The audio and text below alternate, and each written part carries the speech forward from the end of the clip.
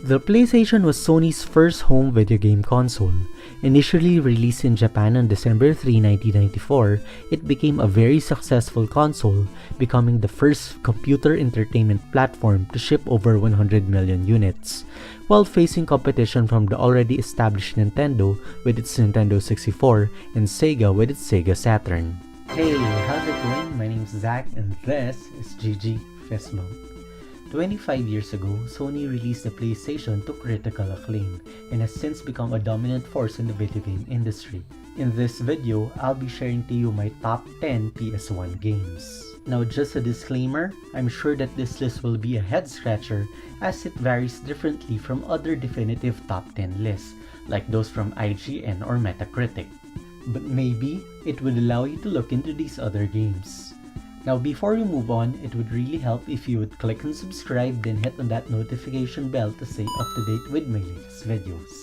Okay, roll the intro.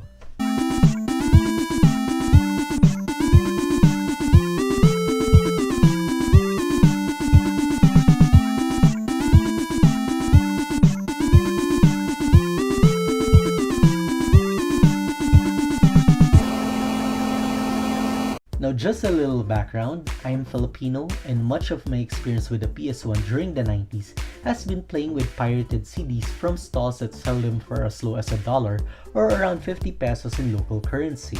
Even the leading malls used to sell backup games from the toy section of their department stores.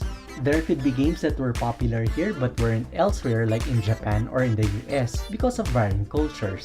Now why would this be a head-scratcher? The critically acclaimed Metal Gear Solid isn't in this list because, well, stealth isn't usually my thing. So again, this will be a very subjective list based on what PS1 games were my favorites. Now I did play a lot of games back then, so I had a lot to choose from. One criteria I'll be adding though is that I won't be repeating any games from the same franchise. So as much as I want to place a lot of numbered Final Fantasy games, I can only choose one. Let's go! Number 10. Toy Story 2 Buzz Lightyear to the Rescue.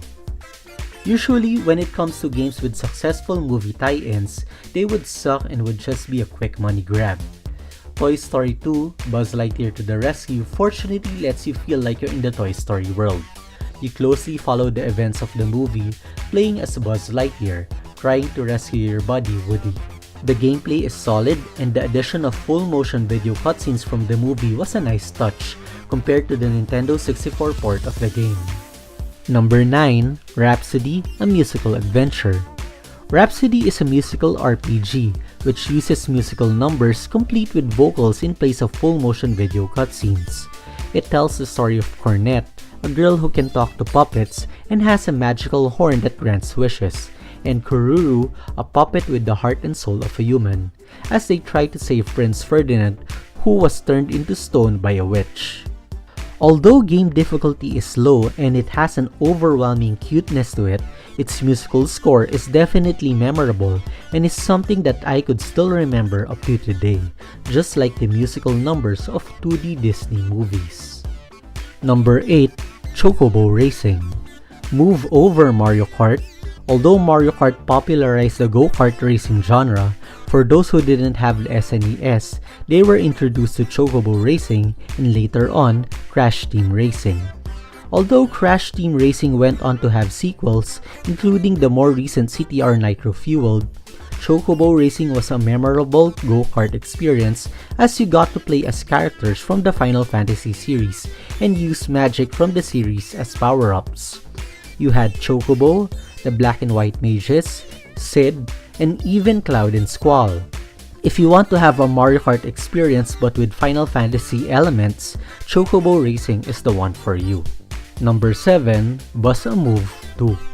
Not to be confused with the puzzle game called Puzzle Bubble in Japan, this hybrid music fighting game, also known as Buzz-A-Groove 2 in the US, combines dance moves and special abilities designed to damage the opponent. Game mechanics are very simple, you just need to input a series of arrows on screen and hit the corresponding face button every 4th beat to execute a dance move. When you get this game, it is better to get the Japanese version, Buzz-A-Move 2, than the US version, Buzz-A-Groove 2, as the US version cuts out the entire epilogue, which featured the CG endings and instead just shows the credits. You don't have to worry about the language though, because the endings are fully voiced in English. Number 6. Lunar Silver Star Story Complete. A remake of Lunar the Silver Star for Sega CD and a port from the Sega Saturn, Lunar Silver Star Story Complete garnered much attention from critics for its use of fluid full-motion animated sequences, lavish game packaging, and the quality of the English script.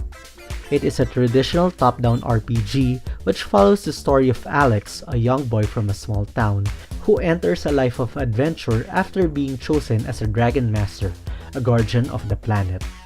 Its music scenes, Wind's Nocturne and Wings, which was sang by Jenny Steigel, are some of the best songs I've heard in a video game. Number 5. Spider-Man. Before the critically acclaimed Spider-Man for the PS4, Spider-Man for the PS1 was the pinnacle for superhero games during its time. It felt satisfying swinging through those scaled cityscapes, and the amount of alternate costumes with unique abilities was just insane for a PS1 game. Add up the slew of legendary villains you battle against in memorable boss fights, Spider-Man was truly a gem of its era. Number 4. Resident Evil 3. I know, why not Resident Evil 2, which has a longer, better plot?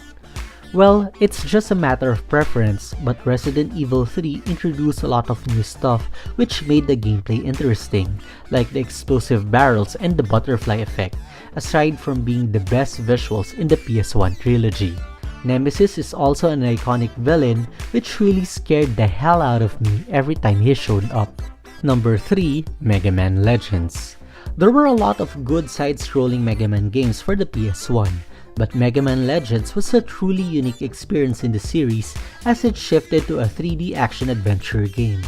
In this sub-series, Mega Man Volnut is a digger or an adventurer that investigates dungeons. On your downtime, you can roam around the colorful city of Catalogs. The series led to the sequels Mega Man Legends 2 and The Misadventures of Tron Bonne, as well as the Japanese mobile exclusive Rockman Dash Great 5 Island Adventure. There was supposed to be a third Mega Man Legends game for the 3DS, but unfortunately the project was cancelled, even though an early version of the game, Mega Man Legends 3 prototype version, was very close to completion. Number 2. Tekken 3. Tekken 3 is the best-selling fighting game for the PS1 and is regarded as one of the greatest video games of all time.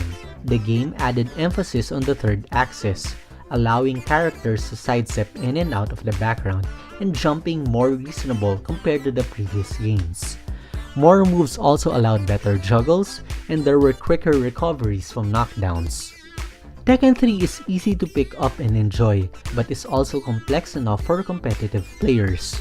Most of the fundamentals I've learned from this game I still apply, even in the latest installment in the series. There were also other modes that you can enjoy in Tekken 3, such as the beat-em-up Tekken Force and the volleyball game Tekken Ball. Before I reveal my number 1 pick, here are some of my honorable mentions.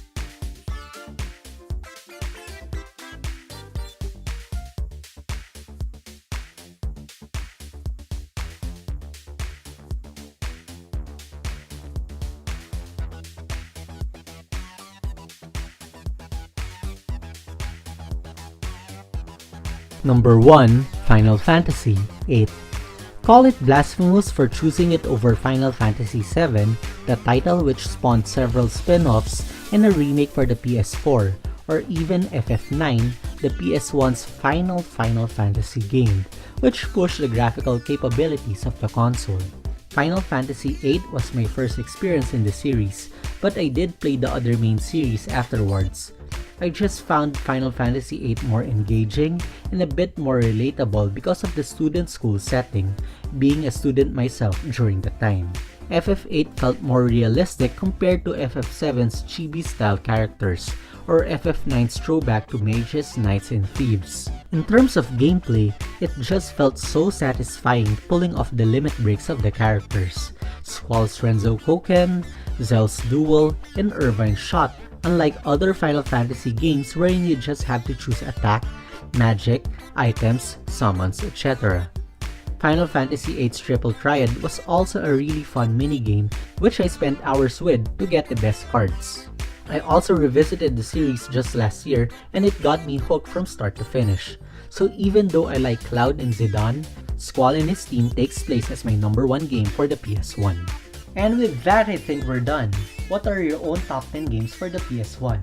Just leave them in the comments down below. If you found this video interesting or entertaining, please like and subscribe to my channel for more content just like this. Again, I'm Zach, and this is GG Fist Bump.